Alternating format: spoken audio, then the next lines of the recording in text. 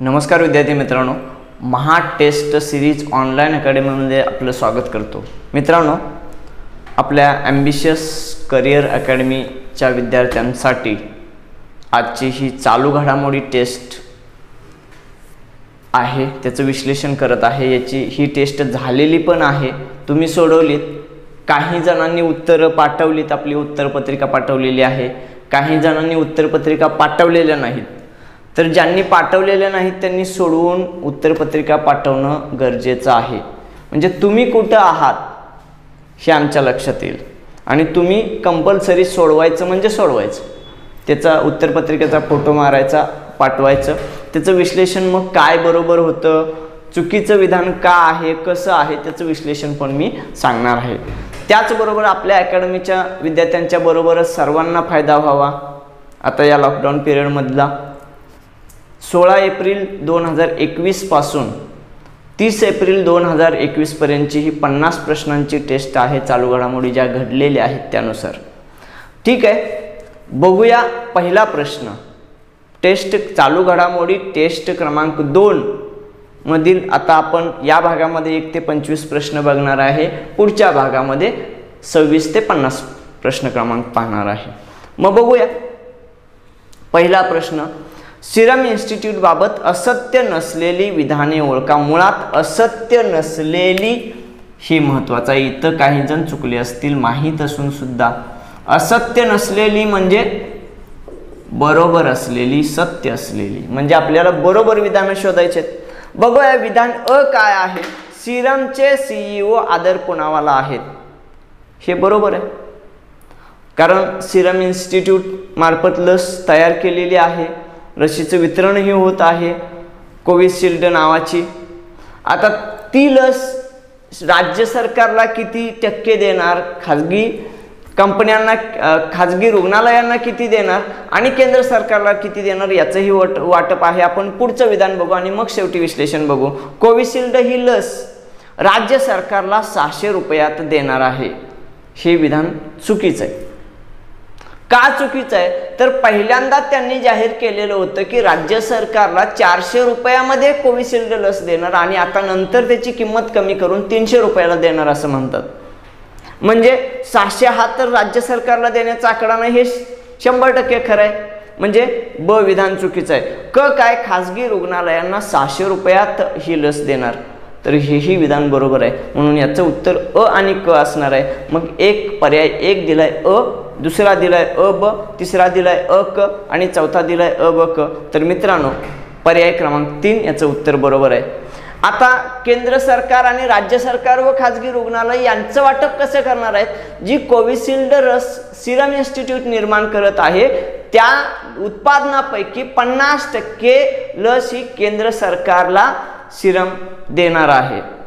उरलेल्या 50% मध्ये राज्य सरकार आणि खासगी रुग्णालय या दोन्हींना मिळून 50%, त्याचं विभागणी काय त्यांनी डिटेल्स दिलेली नाहीत, मात्र राज्य सरकार आणि खासगी रुग्णालयांना एकत्रितपणे 50% देणार आहेत। ठीक आहे, म्हणून 1चं उत्तर आहे पर्याय क्रमांक 3। त्यानंतरचा प्रश्न बघा, अविधान आहे, महाकॉग्रो या ब्रँडने एसटी महामंडळ माल वाहतूक करणार।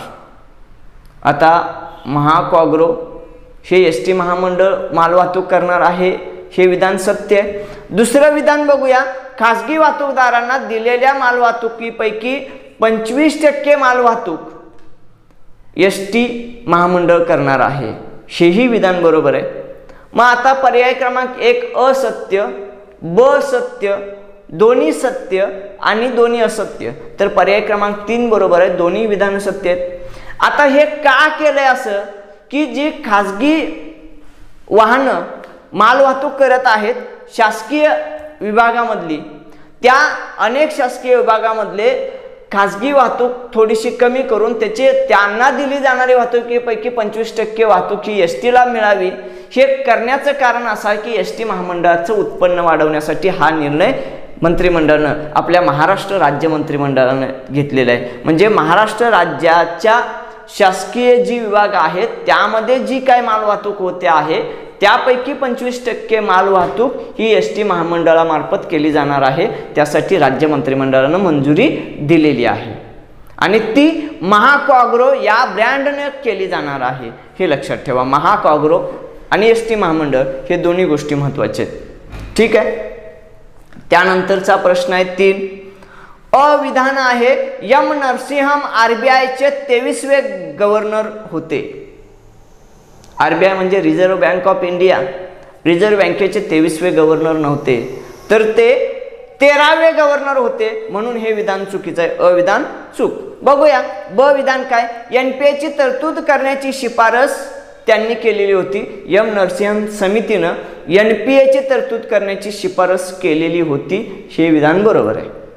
आता बघूया उत्तरामध्ये पर्याय क्रमांक 1 अचूक, अचूकच होतं, बरोबर असणार। ब चूक, दोन्ही चूक, दोन्ही बरोबर। आता अचूक म्हणजे पहिलं विधान एम नरसिंहम हे आरबीआयचे 13वे गव्हर्नर आहेत, तिथं दिलंय 23वे, म्हणजे हे पहिलंच अविधान चुकीचं आहे, म्हणजे प्रश्न क्रमांक 3चं उत्तर आहे 1। आता एम नरसिंहम यांचं नाव काय, मायुदो वालू नरसिंहम म्हणजे एम नरसिंहम। आता त्यांच्या नावानं समित्या स्थापन केलेल्या होत्या आणि त्या समितीनं दिलेली जी शिफारस आहे ती एनपीएची तरतूद करावी।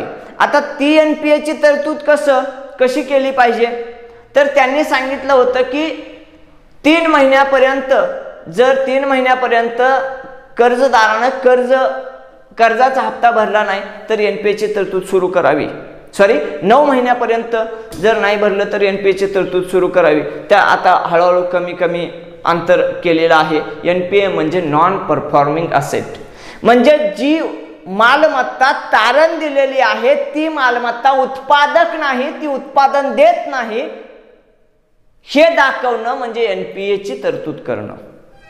म्हणजेच थोडक्यात काय, आता आम्ही काय करतो, समजा XYZ हा कर्जदार आहे, या कर्जदाराने 1 लाख रुपये कर्ज घेतलं आपल्या बँकेकडून, समजा गृहीत धरलं ही आपली बँक आहे, ॲम्बिशियस बँक आहे, ॲम्बिशियस बँकेकडून 1 लाख रुपये XYZ या व्यक्तीला कर्ज दिलं आणि त्या कर्जाचा हप्ता समजा 5,000 रुपयाचा हप्ता आहे 3 महिन्याला, तो 5,000चा हप्ता आपल्याला मिळाला नाही, परत 3 महिन्याचा नाही मिळाला, परत 3 महिन्याचा नाही मिळाला। आता हे 5,000 प्लस याचं व्याज असेल, तो जर प्रत्येक 3 महिन्याचा किंवा मासिक हप्ता असेल तर हप्ता आला नाही तर आम्ही काय करतो,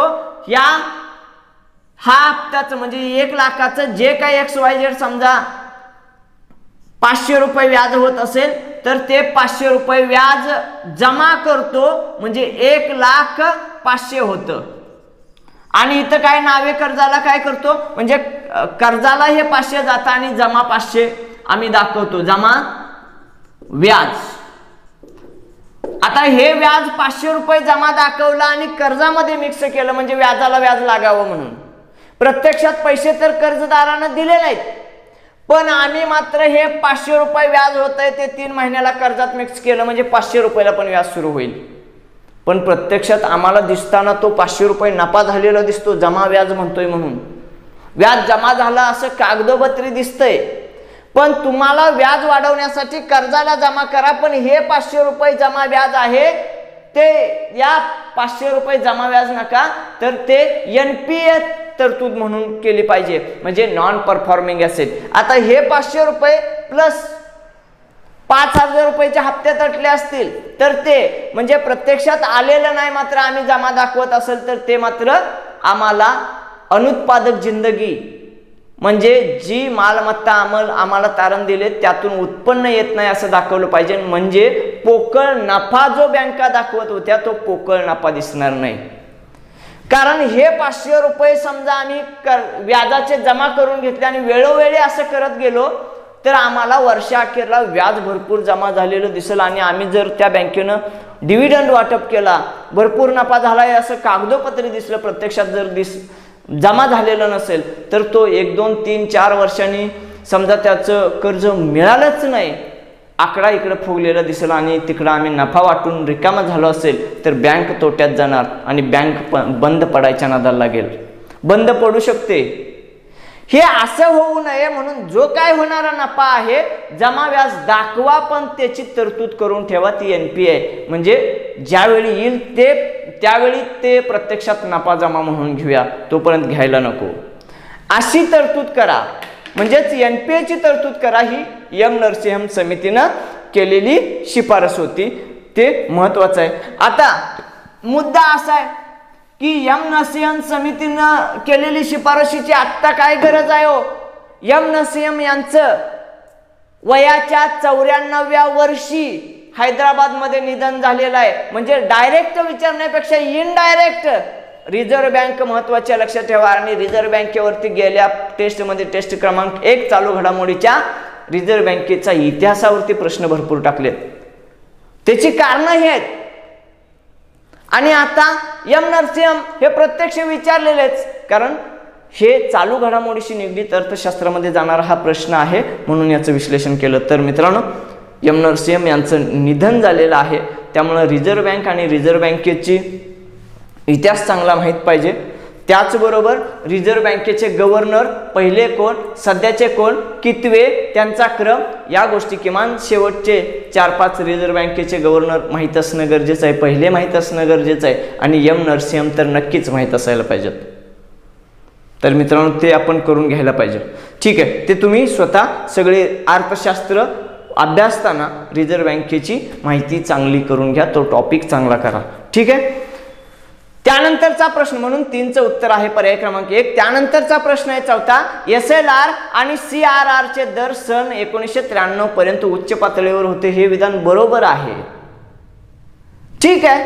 दुसरं आहे, आता इथं मात्र गुगली आहे बरं का, हे बरोबर म्हणतोय, पण बरोबर याचा अर्थ ते एम नरसिंहम यांनी शिफारस केलेला आहे असं मी म्हटलेलं नाही. विधान बरोबर आहे, पण तशी शिफारस केली होती का, नव्हती. त्यामुळे हे विधान यामध्ये चुकीमध्ये जाणार आहे. विधान नक्की बरोबर आहे.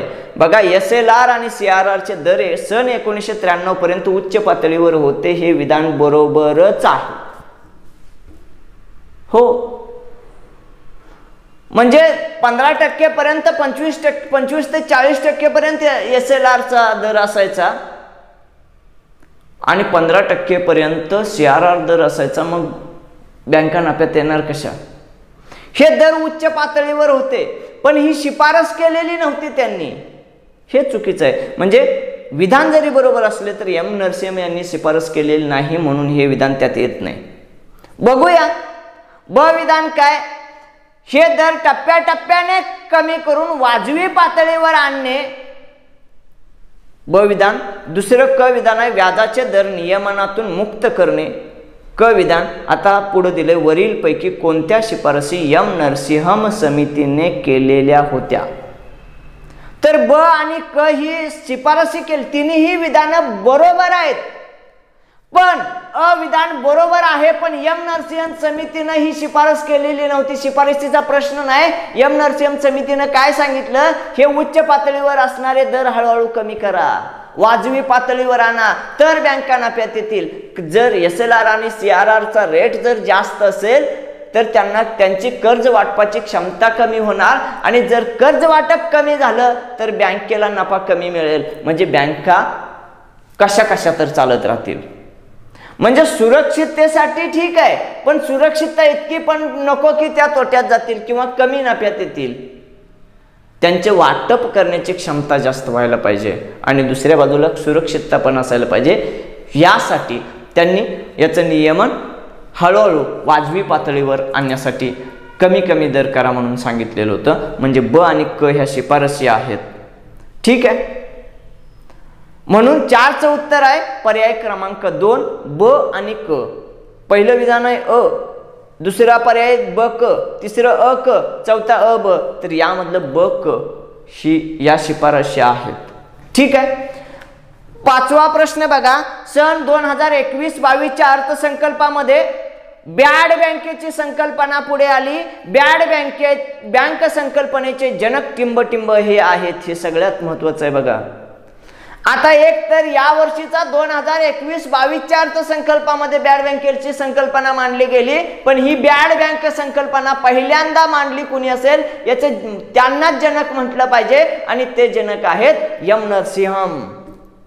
पर्यायामध्ये एक पर्याय डी सुब्बाराव होते, दुसरा आहे उर्जित पटेल, तिसरा आहे एम नरसिंहम. तर पर्याय क्रमांक 3 बरोबर आहे. एम नरसिंहम हे बॅड बँकेचे जनक आहेत. एक तर त्यांचं निधन नुकतंच झालंय एम नरसिंहम यांचं, आणि याच वर्षीच्या असणाऱ्या अर्थसंकल्पामध्ये बॅड बँक संकल्पना मांडली गेलेली आहे. या दोन्ही गोष्टींचा योगायोग आहे, त्यामुळे हा प्रश्न महत्वाचा आहे. म्हणून मी हा प्रश्न 1 बीट टाकलाय. बघा मित्रांनो, हे जे 1 बीट आहे ते अतिशय महत्वाचं म्हणून त्याला 1 बीट केलंय, म्हणजे सगळंच महत्वाचं केलंय, पण त्यात पण अजून जास्त त्याच्यावर फोकस होऊ शकतो, मग तो एखादा प्रश्न चुकू नये त्यासाठी.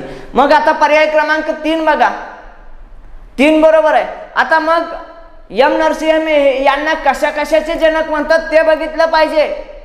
खाजगी बँकांच्या उदयाचे जनक म्हणजे ICICI सारखी बँक, HDFC सारखी बँकेच्या उदय किंवा त्या निर्मिती करण्यासाठी त्यांनी प्रयत्न केलेले आहेत, म्हणजे यांच्यावर फोकस केलाय. म्हणजे खाजगी बँकांच्या उदयाचे जनक कोणाला म्हणतात तर एम नरसिंहम यांना म्हणतात.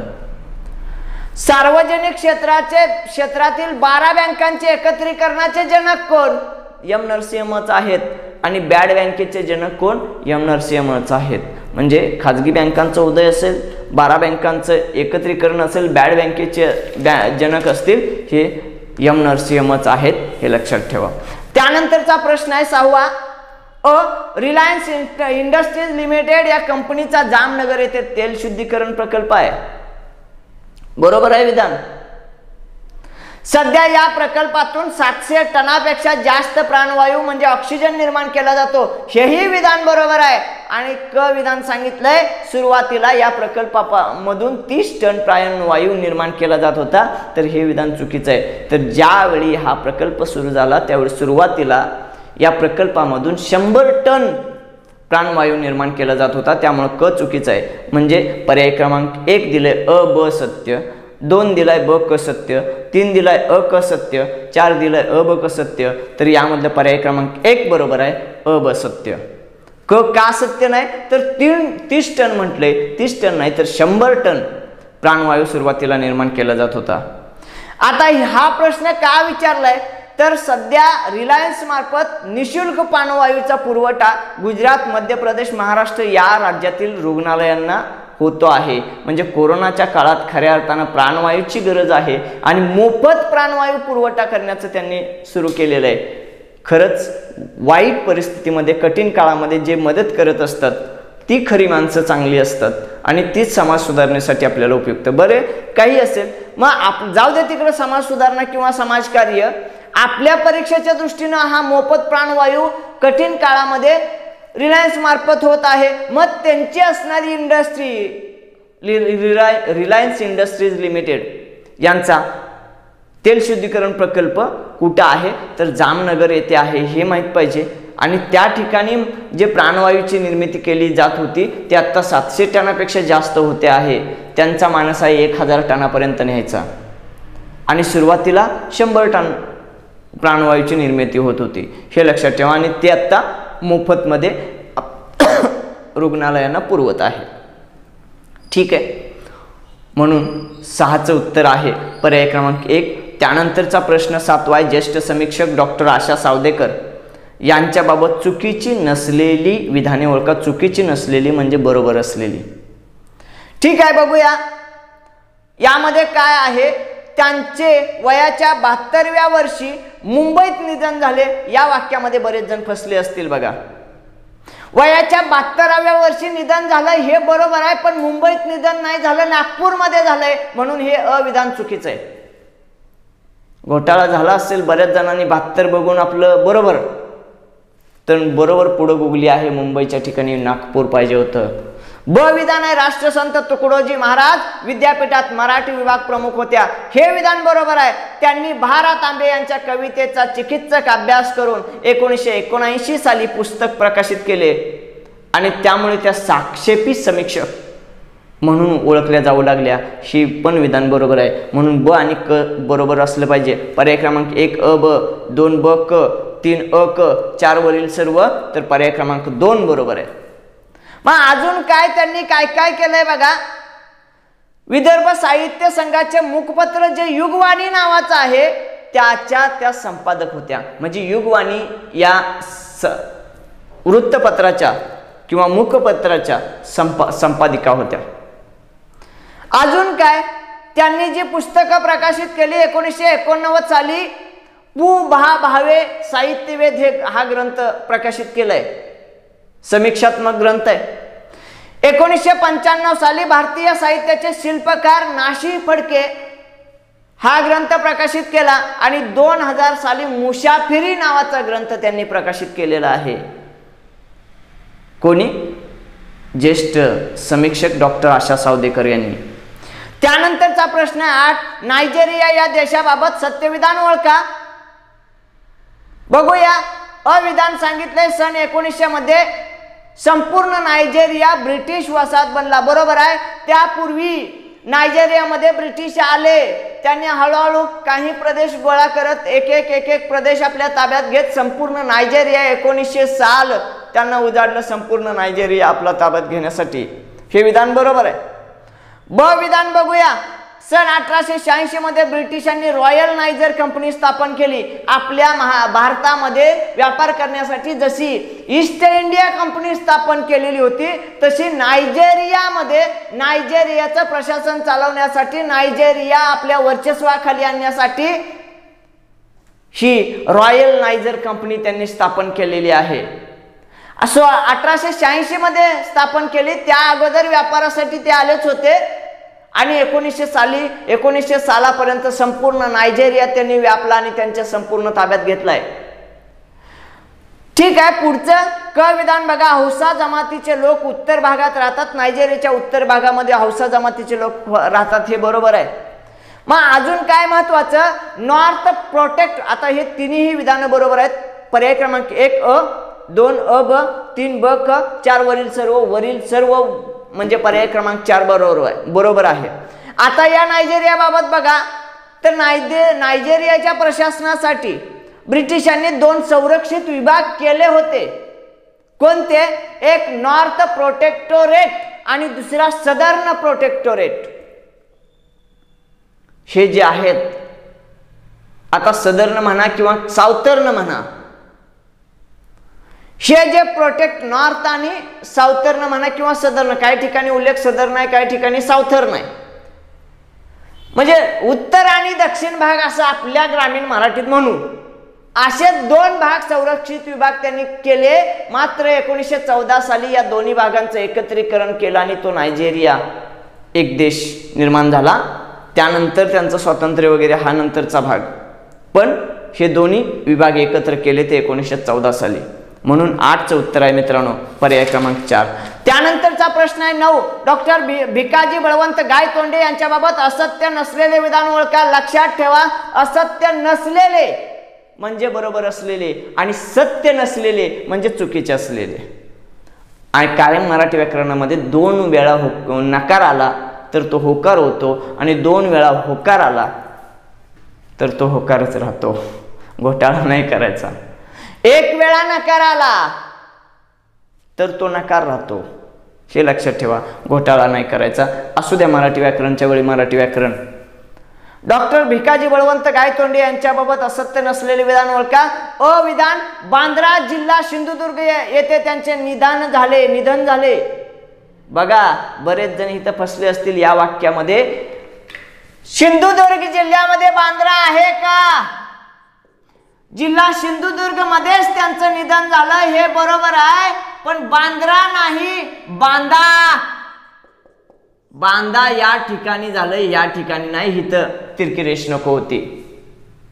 चांद्यापासून बांद्यापर्यंत जी गोष्ट आहे, चांदा म्हणजे आजचा चंद्रपूर जिल्ह्याचं पूर्वीचं नाव चांदा होतं. बांदा सिंधुदुर्ग जिल्ह्यामध्ये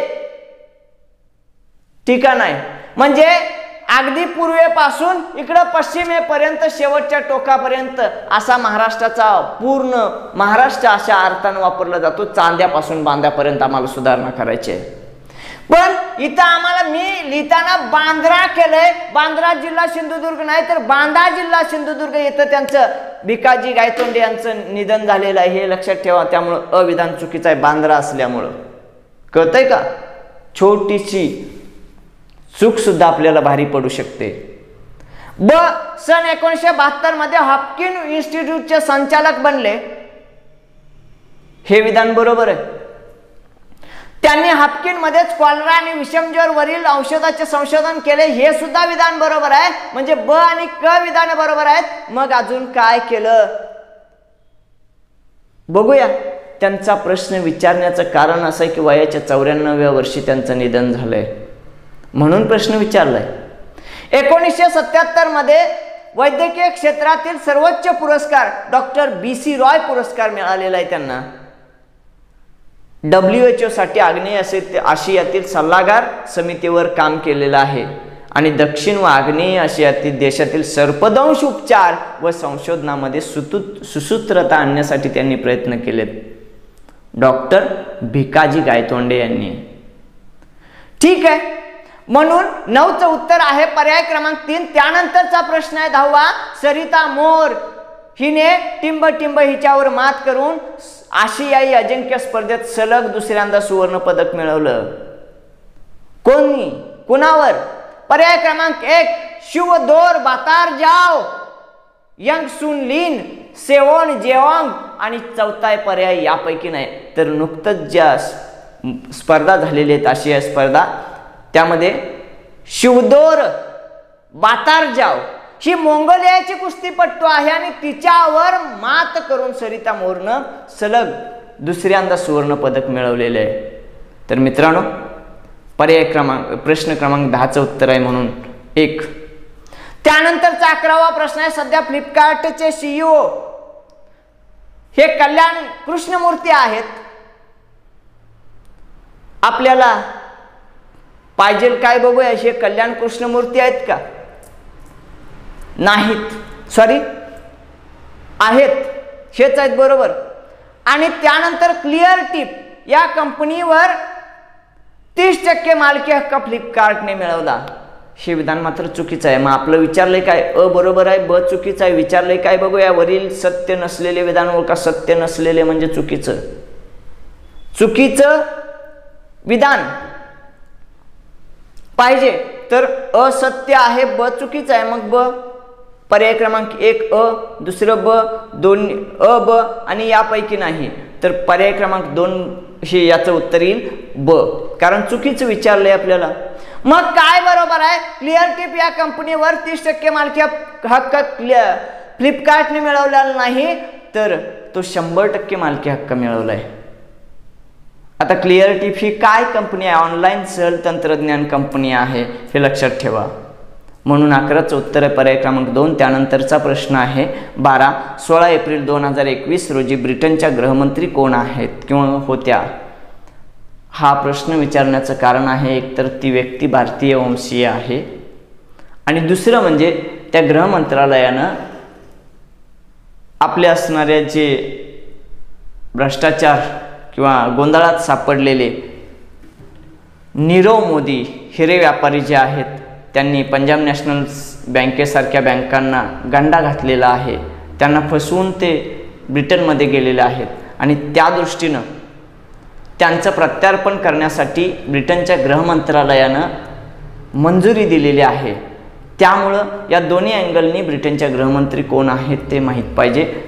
त्या प्रीती पटेल आहेत. पर्याय क्रमांक 1 थेरेसा मे, दुसरं मार्गारेट थॅचर, तिसरं प्रीती पटेल आणि चौथं यापैकी नाही. तर यामध्ये प्रीती पटेल ह्या ब्रिटनच्या गृहमंत्री आहेत सध्या. मग आता थेरेसा मे आणि मार्गारेट थॅचर कोण आहेत? तर ब्रिटनच्या पहिल्या महिला पंतप्रधान मार्गारेट थॅचर होत्या आणि दुसऱ्या महिला पंतप्रधान थेरेसा मे होत्या. हे आम्हाला माहीत पाहिजे. आणि विशेष म्हणजे दोघीही ऑक्सफर्ड विद्यापीठामध्ये टॉपर आलेल्या विद्यार्थिनी होत्या आणि या दोन्ही महिला पंतप्रधान आहेत म्हणून मी ती नाव टाकलेली आहेत. तर मित्रांनो 12चं उत्तर आहे पर्याय क्रमांक 3. आता त्यानंतरचा प्रश्न आहे 13वा. ज्येष्ठ अनुवादक विरूपाक्ष कुलकर्णी यांचे वयाच्या 71व्या वर्षी निधन झालं. हे विधान चुकीचं आहे, तर 81व्या वर्षी निधन झालेलं आहे. ते संरक्षण खात्याच्या हाय एक्सप्लोजिव्ह फॅक्टरीमध्ये इलेक्ट्रिकल इंजिनियर म्हणून काम करत होते किंवा कार्यरत होते. हे विधान बरोबर आहे. त्यांनी मराठीतील 20 साहित्याचा अनुवाद कन्नडमध्ये केला. तेही विधान बरोबर आहे. म्हणजे ब आणि क सत्य आहेत. पर्याय क्रमांक 1 अ ब सत्य, 2 ब क सत्य, 3 अ क सत्य आणि 4 अ ब क सत्य. पर्याय क्रमांक 2. 13चं उत्तर आहे पर्याय क्रमांक 2. 13. आता त्यामध्ये बघा, आता विरूपाक्ष कुलकर्णी हे अनुवादक होते. कन्नडमध्ये मराठी साहित्याचं कन्नडमध्ये अनुवाद केलेला आहे. मग त्यांनी कोणकोणत्या साहित्याचा अनुवाद केलाय बघूया. तर माझी जन्मठेप ह्या स्वातंत्र्यवीर सावरकरांच्या आत्मचरित्राचा अनुवाद कन्नडमध्ये त्यांनी केलेला आहे. आहे मनोहर तरी हे सुनीता देशपांडे यांचं आहे, त्यांचाही कन्नडमध्ये अनुवाद केला. विश्वनाथ खैरे यांनी मिथ्यांचा मागोवा हे जे पुस्तक आहे त्याचाही अनुवाद कन्नडमध्ये त्यांनीच केलेला आहे. त्याचबरोबर पु ल देशपांडे, बाबासाहेब आंबेडकर, बाबा आमटे यांचे जे आत्मचरित्र आहेत त्यांच्या चरित्राचा कन्नडमध्ये त्यांनी अनुवाद केलेला आहे. हे ज्येष्ठ अनुवादक विरूपाक्ष कुलकर्णी यांचं वयाच्या 81व्या वर्षी निधन झाले. म्हणून 13चं उत्तर आहे पर्याय क्रमांक 2. त्यानंतरचा प्रश्न आहे 14. चतुरंग प्रतिष्ठानचे संस्थापक विद्याधर निमकर हे आहेत. त्यानंतर या प्रतिष्ठानचे महाराष्ट्रात 7 शाखा आहेत, तेही बरोबर आहे. क विनायक काळे हे या प्रतिष्ठानचे आधारस्तंभ होते, हे पण बरोबर आहे. वरीलपैकी बिनचूक नसलेले विधान ओळखा. बिनचूक म्हणजे चुकीचं, बिनचूक म्हणजे बरोबर आणि बरोबर नसलेले. चुकीचं पाहिजे आम्हाला, बरोबर. म्हणजे चुकीचं विधान यापैकी कोणतंही नाही. पर्याय क्रमांक 1 अ, 2 ब क, 3 अ क आणि 4 यापैकी नाही. म्हणून पर्याय क्रमांक 4 बरोबर आहे. विनायक काळे यांचं वयाच्या 66व्या वर्षी निधन झालेलं आहे आणि बरोबर वय जेवढं झालं त्याच्या निम्म वर्ष म्हणजे वय 33 वर्ष चतुरंग प्रतिष्ठानचं त्यांनी काम केलं, लक्षात ठेवायला बरं आहे बघा. आणि त्याचबरोबर बँक ऑफ इंडियामध्ये ते अधिकारी होते आणि ते बँक ऑफ इंडियामधून अधिकारी पदावरून निवृत्त झालेले होते. निवृत्तीनंतर ते पूर्ण वेळ चतुरंगचं काम करत होते. म्हणून 14चं उत्तर आहे पर्याय क्रमांक 4. त्यानंतरचा प्रश्न आहे 15. चतुरंग प्रतिष्ठान मुंबई हे खालीलपैकी कोणत्या सांस्कृतिक कार्यक्रमाचे आयोजन करत असते? तर अ सवाई एकांकिका स्पर्धा, ब रंग संमेलन, क चैत्र पालवी संगीतोत्सव. आता यामध्ये 15चं उत्तर आहे पर्याय क्रमांक 4. सगळेच्या सगळे आयोजन करत होते. त्यानंतरचा प्रश्न आहे टोकियो ऑलिम्पिक 2021 क्रीडा स्पर्धाबाबत असत्य नसलेली विधानं ओळखा. म्हणजे असत्य नसलेली म्हणजे सत्य पाहिजेत. मग बघूया. अ कुस्तीपट्टू विनेश फोगटने 53 किलो वजनी गटात सुवर्ण पदक मिळवले, हे बरोबर आहे. ब दिलंय तिने चायनीज तैपेईच्या मेड स्वान सेईवर 6-0 असा विजय मिळवला, हेही विधान बरोबर आहे. मग पर्याय क्रमांक 1 अ, 2 ब, 3 दोन्ही आणि 4 यापैकी नाही. तर 16चं उत्तर आहे पर्याय क्रमांक 3. आता पर्याय क्रमांक 3 मध्ये बघा. आता हे झालं बरोबर. मग अजून कोणी काय मिळवलंय? दिव्या काकरांना सुवर्ण पदक मिळवलंय, साक्षी मलिकनं रौप्य पदक मिळवलेलं आहे आणि अंशू मलिकने 57 किलो वजनी गटामध्ये सुवर्ण पदक मिळवले. म्हणजे अंशू मलिक, दिव्या काकरान यांनी सुवर्ण पदक, साक्षी मलिक यांनी रौप्य पदक मिळवलेलं आहे. त्यानंतरचा प्रश्न बघा 17वा. जगातील सर्वोच्च 9व्या क्रमांकाचे शिखर अन्नपूर्णा हे आहे, हे विधान चुकीचं आहे. तर 10व्या क्रमांकाचं शिखर आहे, म्हणून अचुकीचं आहे. ब दिलंय अन्नपूर्णा शिखर सर करणारी पहिली भारतीय महिला प्रियांका मोहिते आहे, लक्षात ठेवा. आपल्या क्लासमध्ये प्रियांका मोहिते नावाची विद्यार्थिनी आहेत. किमान तिच्याकडे बघून आपले क्लासचे विद्यार्थी लक्षात ठेवायला काय हरकत आहे. अन्नपूर्णा शिखर हे हिमालय पर्वतातलं सर्वात उंच 10व्या क्रमांकाचं, जगातलं सर्वात उंच 10व्या क्रमांकाचं शिखर आहे. आणि हे शिखर सर करणारी भारतातली पहिली महिला कोण असेल तर ती प्रियांका मोहिते आहे, हे लक्षात ठेवा. म्हणजे दुसरं विधान बरोबर आहे. चुकीचं होतं. मग बघूया, पहिला पर्याय असत्य, दुसरा ब सत्य, तिसरा दोन्ही सत्य आणि चौथा दोन्ही असत्य. तर याचं उत्तर आहे पर्याय क्रमांक 2. त्यानंतर आता हिच्याबरोबर अजून कोण कोण होतं? केवल कक्का होता, भगवान चौले होता आणि प्रियांका मोहिते, हे तिघांनी. पण महिलांच्या बाबतीत म्हटलं तर ही पहिली महिला 10व्या क्रमांकाचं शिखर सर करणारी ठरलेली आहे, हे लक्षात ठेवा. म्हणून 17चं उत्तर आहे पर्याय क्रमांक 2. त्यानंतरचा प्रश्न आहे 18. माजी फुटबॉलपटू राजेश बंगेरा यांचे वयाच्या 36व्या वर्षी निधन झाले. आणि ब त्याने महाराष्ट्राच्या 19 व 21 वर्षाखालील संघाचे प्रतिनिधित्व केले होते. आता काय पाहिजे बघूया. पहिला पर्याय असत्य, दुसरा ब सत्य, तिसरा दिलाय दोन्ही बिनचूक, बिनचूक म्हणजे बरोबर, आणि चौथा दिलाय यापैकी नाही दोन्ही बिनचूक. हे उत्तर बरोबर आहे, म्हणजेच दोन्ही बरोबर विधान आहेत. मग आता यामध्ये काय बघा, राजेश बंगेरा हे कोण होते? राजेश बंगेरा या हे महिंद्रा आणि Mumbai custom, bank of India आणि कर्नाटक स्पोर्ट असोसिएशन संघाकडून खेळणारे खेळाडू होते, हे लक्षात ठेवा. त्यानंतरचा प्रश्न आहे 19 ज्येष्ठ सनदी अधिकारी अच्युत गोखले यांच्याबाबत सत्य विधान ओळखा. तर विधान आहे ते नागालँडचे मुख्य सचिव नव्हते. हे मात्र विधान काय आहे? चुकीचं आहे, नव्हते नाही तर ते नागालँडचे मुख्य सचिव होते अच्युत गोखले. ब विधान आहे 1990 साली त्यांना पद्मश्री पुरस्कार मिळाला, हे पण बरोबर आहे. आणि क दिले करोना संसर्गामुळे त्यांचं निधन झालं, हेही बरोबर आहे. ब आणि क सत्य आहेत. मग बघूया, पहिला पर्याय दिलाय, दुसरा ब दिलाय, तिसरा क दिलाय आणि चौथा ब क दिलेला आहे. तर चौथा पर्याय बरोबर आहे. आता त्यांना का पद्मश्री पुरस्कार मिळाला हा महत्त्वाचा मुद्दा. तर व्हिलेज डेव्हलपमेंट बोर्ड आणि जवाहर रोजगार योजनामध्ये त्यांनी उल्लेखनीय चांगलं कार्य केलेलं आहे, म्हणून त्यांना पद्मश्री पुरस्कार 1990 मध्ये मिळालेला होता.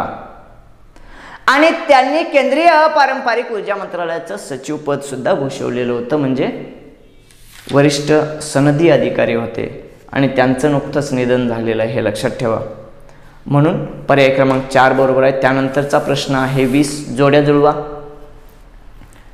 एका बाजूला खेळाडू आहे आणि दुसऱ्या बाजूला क्रीडा प्रकार दिलेला आहे.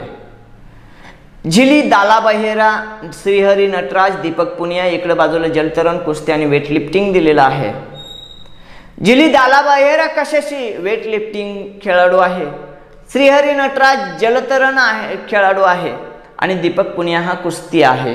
म्हणून पर्याय क्रमांक 3 बरोबर आहे. 3, 1, 2 असं. त्यानंतरचा प्रश्न आहे 21.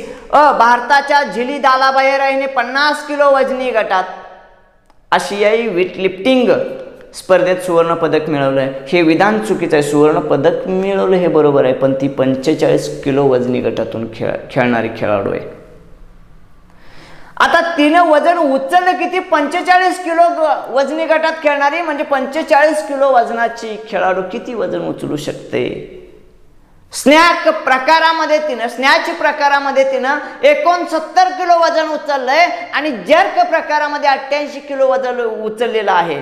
आणि असं दोन्ही मिळून 157 किलो वजन उचलून तिनं सुवर्ण पदक पटकावलेलं आहे. ही दोन्ही विधानं, दोन्ही मधलं पहिलं विधान चुकीचं आहे, ब विधान बरोबर आहे. विधान ब बरोबर आहे. अ मध्ये काय फक्त 50 किलो नको होतं, तर 45 किलो वजनी गटात पाहिजे होतं, म्हणून अ चुकीचं आहे. त्यानंतरचा 22वा प्रश्न बघा. आशियाई अजिंक्यपद स्पर्धेबाबत भारतीय खेळाडूंची चुकीची जोडी ओळखा. भारतीय खेळाडू आणि पदकांची चुकीची जोडी ओळखा. मग कोणी कसलं पदक मिळवलंय बघूया. एका बाजूला दीपक पुनिया रौप्य पदक, बरोबर आहे. श्रीहरी नटराज कांस्य पदक, तर श्रीहरी नटराज हा कांस्य नाही तर त्यानं सुवर्ण पदक मिळवले. आणि झिली दाला बहेरा यानं सुद्धा सुवर्ण पदक मिळवलेलं आहे.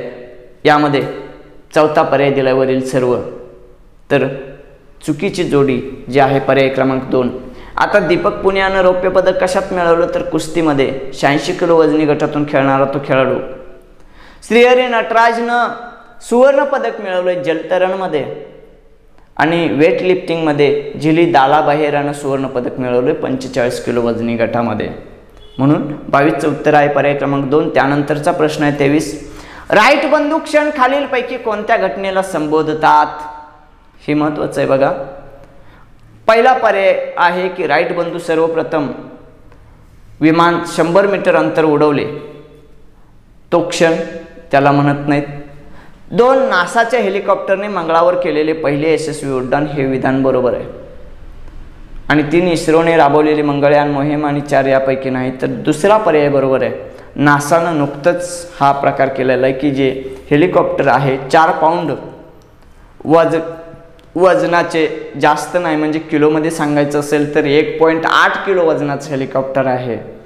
आणि मग त्यामध्ये राईट बंधूंनी जे विमान पहिल्यांदा छोटंसं पार्टचं तयार केलं आणि त्याचं उड्डाण केलं, ते जवळपास फक्त 100 मीटर इथनं उड्डाण केलं आणि 100 मीटरवर जाऊन आदळलं एवढंच अंतर। पण हवेच्या त्या पंख्यानं वरती उचलू शकतं हे त्यांनी दाखवून दिलं। आणि त्याचे जे पार्ट थोडे होते, त्या राईट बंधूंच्या विमानाचे काही पार्ट थोडेसे या हेलिकॉप्टरमध्ये ठेवलेले होते आणि त्यामुळे त्यांनी या नासाच्या हेलिकॉप्टरच्या मंगळावर केलेलं पहिलं यशस्वी उड्डाण त्याला राईट बंधू क्षण असं नाव दिलेलं आहे। ठीक आहे। आणि त्याचं वजन आणि परग्रहावर हेलिकॉप्टरचं उड्डाण करणारं 4 पाऊंड वजन हे पहिलंच हेलिकॉप्टरचं उड्डाण आहे। म्हणून उत्तर आहे 23चं पर्याय क्रमांक 2। त्यानंतरचा प्रश्न आहे 24, खालील विधाने कोणत्या व्यक्तीशी संबंधित आहेत ते ओळखा। अ विधान, त्यांनी कासव चित्रपटाचे दिग्दर्शन केले, बरोबर। ब विधान, त्यांचा जन्म पुणेमध्ये झाला, हेही बरोबर। त्यांनी मुंबईतील टाटा समाज विज्ञान संस्थेतून ग्रामीण विकास या विषयात डिप्लोमा केला, हेही बरोबर। आणि चौथं, त्यांनी फर्ग्युसन महाविद्यालयातून पदवी मिळवली। आणि ही सगळी विधानं ज्याच्याशी संबंधित आहेत ती व्यक्ती, 1 सुमित्रा भावे, 2 महात्मा फुले, 3 सुनील गडदे आणि 4 यापैकी नाही। तर 24चं उत्तर आहे पर्याय क्रमांक 1 सुमित्रा भावे। आता सुमित्रा भावेंचं 78व्या वर्षी निधन झालं। सन 2016 मध्ये कासवला राष्ट्रीय पुरस्कार मिळालेला आहे आणि सुमित्रा भावे यांच्यावर अंत्यसंस्कार वैकुंठ स्मशानभूमीमध्ये झालेले आहेत। म्हणून 24चं उत्तर आहे पर्याय क्रमांक 1। त्यानंतरचा 25वा प्रश्न आहे, सुमित्रा भावे यांनी खालीलपैकी कोणते चित्रपट प्रदर्शित केले। अ मुक्ती चाकोरी, ब दोघी वास्तुपुरुष, क 10वी फ आणि ड आहे कासव आणि देवराई। तर मुक्ती आणि चाकोरी हे त्यांचं जरी असलं तर ते लघुपट आहेत आणि बाकीचे जे आहेत ते ब क ड हे जे आहेत ते चित्रपट आहेत।